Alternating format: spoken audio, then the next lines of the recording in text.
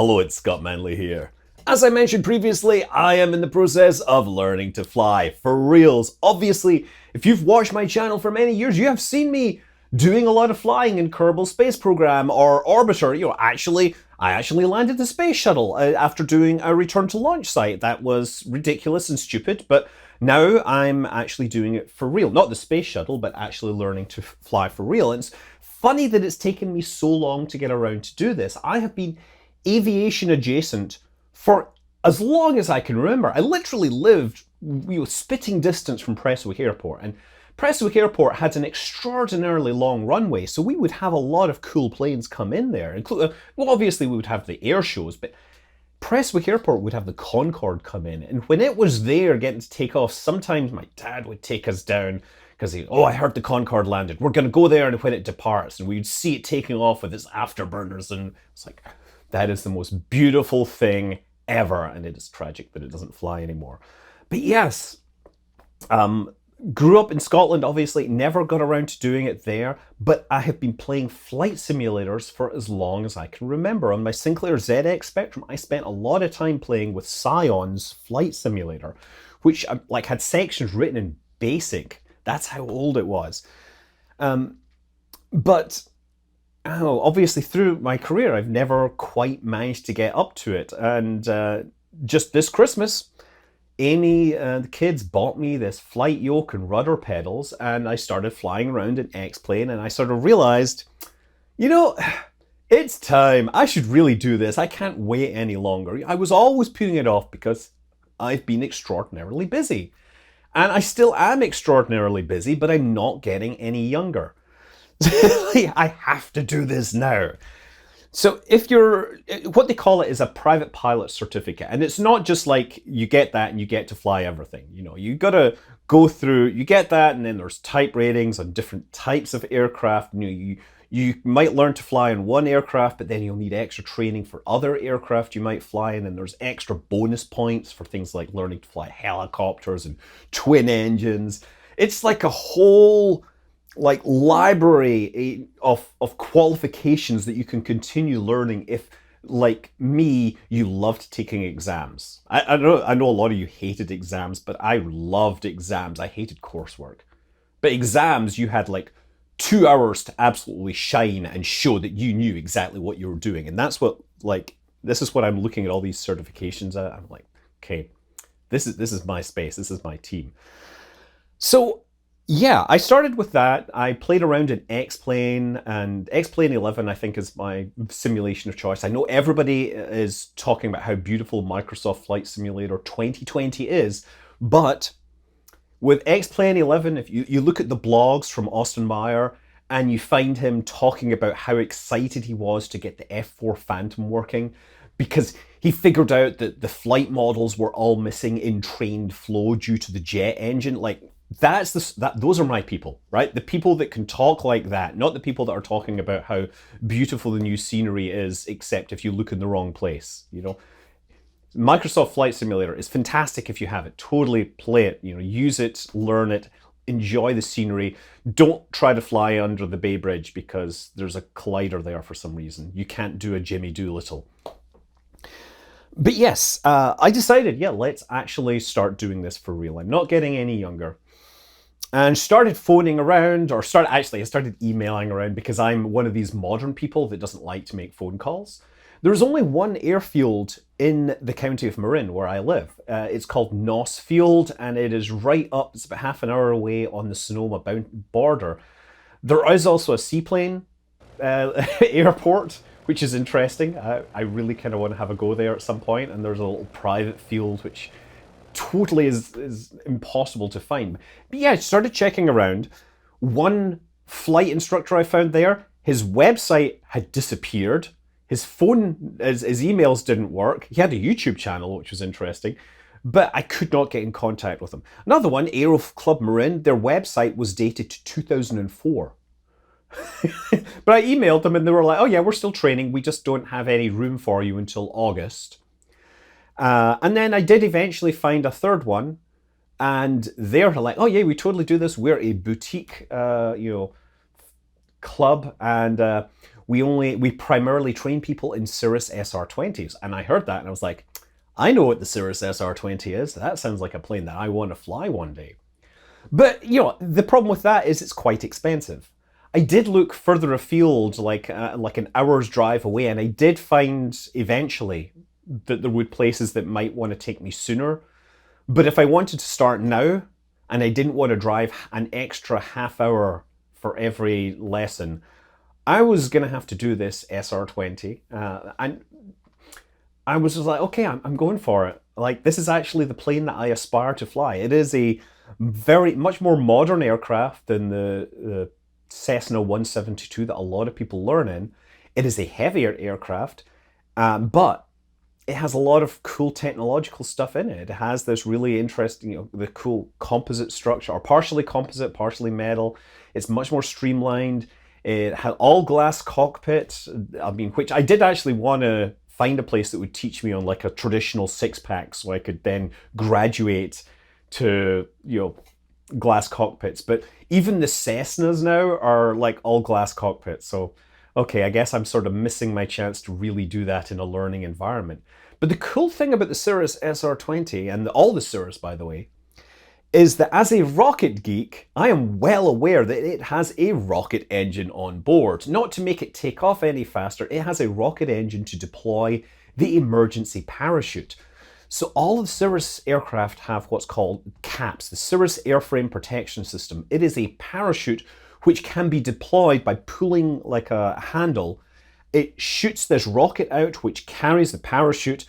The parachute unfolds and then it has a reefer ring to slowly deploy it, because you can't deploy a big parachute instantly. You'll tear the parachute and or the airframe. And that in theory will deploy slowly, and the aircraft can then descend to land safely. And you know, when this is used within its envelopes, it has been amazingly effective. Now, there's plenty of cases where it has been used outside the envelope and it may have not worked. There's some cases where it did work. Like, there's some people that think the Cirrus is less safe than it might appear, and sure, I'm just going to be very conscious of the fact that I'm going to be flying an aircraft, and this is not a video game, and crashing a plane is a whole lot worse than getting ice water dunked over me, for any of you that remember that particular video. So yeah, that is what I've chosen to do. I've got an instructor, her name's Rebecca. Most of my time has been spent on ground school so far, going in and basically taking a 3-hour lesson and showing that I largely already know the content. And the reason I already know a lot of the content that they're going to teach me is there's a lot of theoretical stuff the pilots need to know in addition to actually flying an aircraft and pointing an aircraft and landing an aircraft.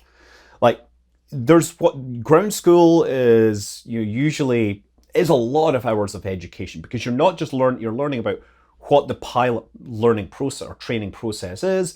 You're learning aerodynamics. You're learning about how aircraft take advantage of this. You've got to learn about meteorology, weather, navigation, airspaces, how to talk to air traffic. All this stuff is all very theoretical. And I've actually been following ground schools for a very long time. There are online private pilot ground schools that are free. If you go on YouTube and search for the MIT Private Pilot Ground School, it is like a 20 lecture series which goes through all the stuff and will stand you in good stead. And it's completely free, completely free. They also have some bonus content in there for, while I'm looking at fixed wing right now, they have a section on your flying helicopters. They have a section on UAV, getting qualified for UAV or getting certified to be a UAV pilot, a drone pilot. They had a cool thing about the F-22, which is by far the most popular thing. It's had millions of views, whereas the rest of the videos are barely visible. And, Oshkosh, which of course is the equivalent of like a hacker convention for aircraft. That sounds like my kind of thing. Yeah, so having watched that in the past, I actually had a go at one of these, the written test, without really trying. And I didn't pay for a written test. I went to one of these online written test things, and I got 70. I was like, oh, that's a passing grade, and I hadn't even started lessons yet. So I'm feeling that this is my calling in a certain way. I've been so immersed in this for a very long time that it feels good. I've made some videos about aircraft. I've made videos about landing the space shuttle and Neil Armstrong flying the X-15 and the SR-71 and the A-12. So I've always been close to this. But a big part of this, obviously, is getting in the aircraft and actually doing flight lessons. And so far, I've only had a few hours in flight. And it's all been very basic stuff where we're just turning the aircraft, climbing, descending, keeping control, keeping the velocities in check, managing the throttle, flying slowly, flying into stalls, power on and power off stalls. I assure you, I have only managed to stall the aircraft where I was instructed by my instructor, right? That is where you want to be. But beyond that, beyond all these things, I've sort of spent the last few days or last few weeks in basically immersing myself when I've had spare time in pilot things, just learning extra things. If I've got spare time, if I'm walking somewhere and I need something to listen to, it's been like, find some video or story which might tell me something. Right? There's a lot of pilot stories about emergency situations. Those are great because you may not ever be in any of these situations, hopefully, but they tell you things that you may not have learned that are in the ground or may not be in the ground school. I bought a sectional chart. Right? You have no need to ever buy a paper chart. I mean, it's good to have them, but you can get away with amazing websites like Skyvector and everything for free. But this is the Bay Area weather, not the weather, the Bay Area airspace map, and it is complicated, right? I'm very lucky that the airfield that I'm at is just outside the Class B that is SFO. If you're playing a flight simulator, you probably think nothing of spawning your little Cessna at San Francisco International and then flying across the bay to Oakland. But if you were to do that in real life, the air traffic controllers might have something to say about it, right? Like, seriously. If you do want to do this in a simulator, by the way, you can actually get onto online play with VATSIM, Virtual Air Traffic Control Simulator, and they will have air traffic controllers, but you might have to go to a certain part of the world where everybody's hanging out. Or you can pay $20 and get Pilot Edge, which is a service where you have air traffic controllers available for you. They have a little section that covers LA, and they have a whole bunch of certifications that you can do in there to train yourself up, starting at untowered field and going all the way up to transitioning through Class Bravo airspace and whatever, right? I'm definitely doing this because right now, while I am talking to you with great fluidity and understanding and continually telling you my story, when I'm sitting at the controls of an aircraft and I'm trying to think of what to say to declare that I'm taking off on an untowered field, that requires all my concentration. It's like, who am I? Where am I? Who am I talking to? Okay, so it's like, NOS traffic, Cirrus 886, Sierra Golf, departing runway 31 for closed right traffic, NOS traffic. That took a lot of concentration to do, never mind doing that while trying to turn on to final, deploy my flaps to full, adjust my speed, and avoid the big hill which is staring me in the face. Yeah. NOS Field, by the way, at the south end of the airport, where most of the time you're approaching, there's a couple of hills that just sort of stick up right in the way. So, yeah, it can be quite hairy coming down and seeing that you're going towards those and knowing I'm going to turn before I get there. I know I will. It turned out that I'd been flying all my approaches in X-plane way too high because of those hills. I was trying to make too much clearance, but then when I actually was watching the instructor do this, I realized everything was way lower down. So I felt a little more comfortable. Obviously in Kerbal, I'm flying along just above the surface. That's fun. But when I was trying to start learning seriously, I was like, well, I have to make sure I have clearance from the terrain But if you go into the local airfield and you look at the instructions, it's very clear like how close you can get to things, and everybody gets a lot closer than I thought. So yeah, if you're going to do the virtual air traffic control thing, radio panel is a fantastic thing to have, because actually twiddling knobs to tune things in, that really helps. This will also help you tune your ADF, your direction finders, your beacons, and everything else. And by the way, if you really want to go to town, obviously I have to have my own headset for flying, because you don't want to get like ear cooties from other people. But yeah, I bought this one. This is a Dave Clark. Honestly, there were the super fancy Bose ones with noise cancelling, or there was this Dave Clark one. And, well, when I heard Dave Clark, I was like, aren't those people that make spacesuits? I am so getting this, because spacesuit company making my headset? Oh yeah. I mean, that's the funny thing. Of course, Dave Clark make a lot of aviation stuff, but I had heard the name continuously because they make spacesuits or high pressure suits.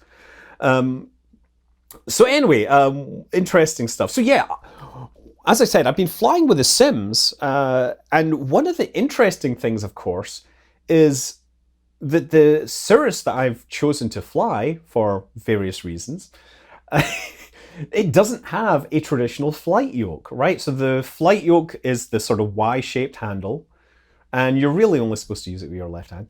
But it instead uses a side yoke, and it is a tiny little bit of a yoke, a single stick on the side that you use with your left hand if you're in the left seat. And it has a little hat on the top that controls the trim, which lets you, so it's like a game controller basically to dial in your exact thing. But anyway, I thought, oh, that's going to be interesting, because I've flown a lot of sims with HOTAS, right? With the stick in my right hand and the throttle in the left, and I was shooting people down, and it was, you know, feeling great. But flipping that around, how was I going to feel? So yeah, I decided to set up my Logitech Extreme 3D Pro. That's right. Put that on my left hand. It's literally sitting on my Dave Clark box because I don't have a way to mount it. Throttles on the right, pedals in the middle. And when I went and actually did it for real in the Cirrus, it actually felt totally natural. Granted, that is a yoke on the Cirrus, which means it slides back and forwards rather than pitching back and forwards when you pull it. Unfortunately, to buy a simulated version of the Cirrus side yoke is like $1,000. It's more money than all of the other control hardware that I have, just for the stick. And I'm sure it's a very nice stick. Like, I would love to have it, but I'm not that desperate for it. I tell you, if I had infinite free time, I would love to buy like a Logitech flight yoke and then rip off the actual handle and replace it with a handle that was more consistent with the Cirrus, just because it seems like a fun maker's project. But yeah, I don't have time. That's why that's why I'm doing this at a very expensive aircraft at a very expensive airfield. But I'm loving it, right? It is great. So yeah, that's sort of where I am. This is going to be a long process now, and I feel that I'm mostly making a good impression. I tell you what, I'm told that I impressed the instructor on the very first day of the plane when I correctly knew where to put my water bottle in the actual cup holder in the Cirrus. Like, I've seen Cirrus owners that had their plane for months and didn't realize there was a cup holder on their left. So anyway, I think things are going okay. I'm definitely ahead of the curve in terms of the ground school, and I don't have a problem with any of that. I'm enjoying just actually flying the sim like it is in real life. The beautiful thing about modern sims is that you can take the real time and the real weather. I wanted to try one of the certification ratings in Pilot Edge yesterday, and I took off and I realized there was a massive cloud bank and I couldn't just fly directly to the target airport, and I had to then bring up ForeFlight, look at the cloud map and say, okay, I think we can actually navigate around this, and I did it and I got through it. I mean, and then I realized that I hadn't actually turned on Pilot Edge, so I didn't get credit. But yeah, I mean, long term, what I'm thinking is that I'm using this as a learning experience. I think there's a lot of cool stuff adjacent to it, and I do want to make videos from the cockpit. I do want to let you know. But right now, they're obviously very, they have a bit of trepidation about this random person on the internet making videos inside their very expensive aircraft, especially when he doesn't actually know how to fly properly just yet. But, I'll be there, right? I'll be there, and you will be up there with me at some point, and you will be telling me what I'm doing wrong. And I will probably say, I know I'm doing it wrong, I'm trying to do it right. Ultimately, though, I feel that I'm one of these people that likes this sort of structured learning environment. And I relish the thought of actually getting rated in other types of things, actually getting like, helicopter skills and, maybe learning gliders and ultralights and twin engines, because it's all new and interesting challenges. I'm not sure I'm going to be using this for business. This is almost entirely going to be an entertainment thing, although my wife would dearly love for me to fly up to Tahoe so she can go skiing and bring her home the same day. Well, maybe that'll happen. So anyway, yes, this has been a fantastic voyage so far, and I look forward to bringing you along a little more on it. I'm Scott Manley. Fly safe.